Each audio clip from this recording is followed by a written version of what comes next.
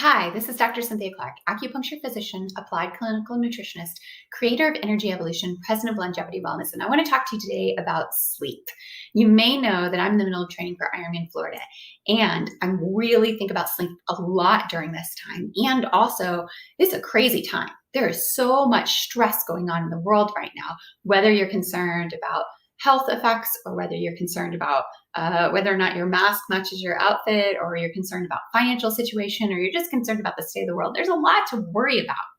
And the truth of the matter is that that worry can really affect our sleep, especially if we watch the news right before we go to bed, or if we sleep with our telephone next to us. If we are constantly woken up at night by beeps and buzzings and sounds. So I wanted to talk to you today about the effects of that on our bodies over time. When I was growing up, my dad was a pilot and an aircraft mechanic, and he was very, very, very aware of the rules of the pilots. There's a saying that is 8 hours from bottle to throttle, which means that you have to have 8 hours of recovering time from your last drink to the time that you can get into the cockpit. But also, this means, and of course, your blood alcohol level has to be safe.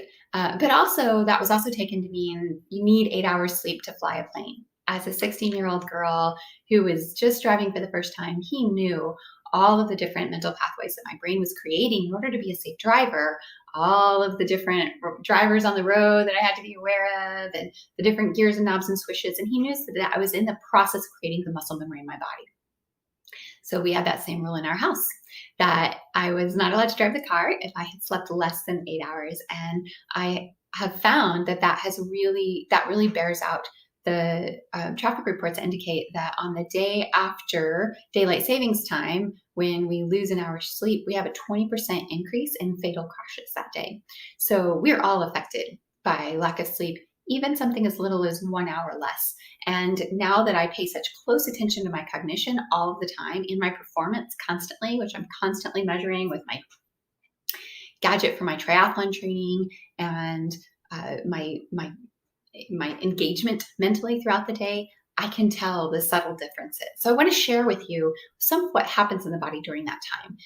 When we go to sleep at night, then our bodies have the opportunity to send blood flow to different parts of the body. The reason for that is because we go from being vertical and running around and doing a bunch of things to being horizontal. And during that time, the Chinese medicine has charted out that blood flows to different organs over different periods. This is called the Chinese Meridian clock, and it's segmented up into 2-hour segments and 12 different organ systems. So, for example, at 7 o'clock at night, our body starts to flow blood to our pericardium, and that's our heart protector.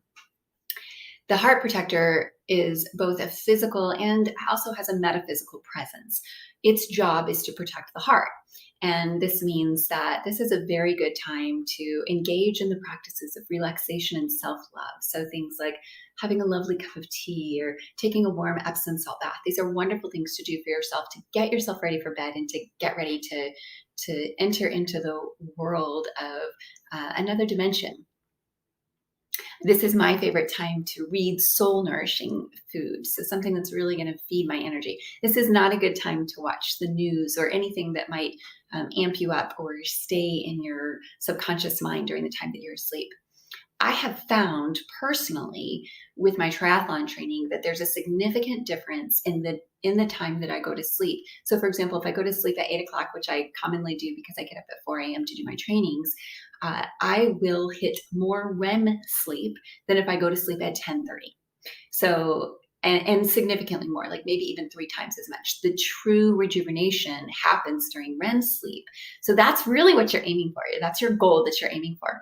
There are a number of watches, Fitbits, gadgets that you can get, telephone apps that you can wear them. If you don't usually wear these sorts of things to bed, then you can at least try it for a few nights and see where you're clocking in on your REM state, and see what might help you.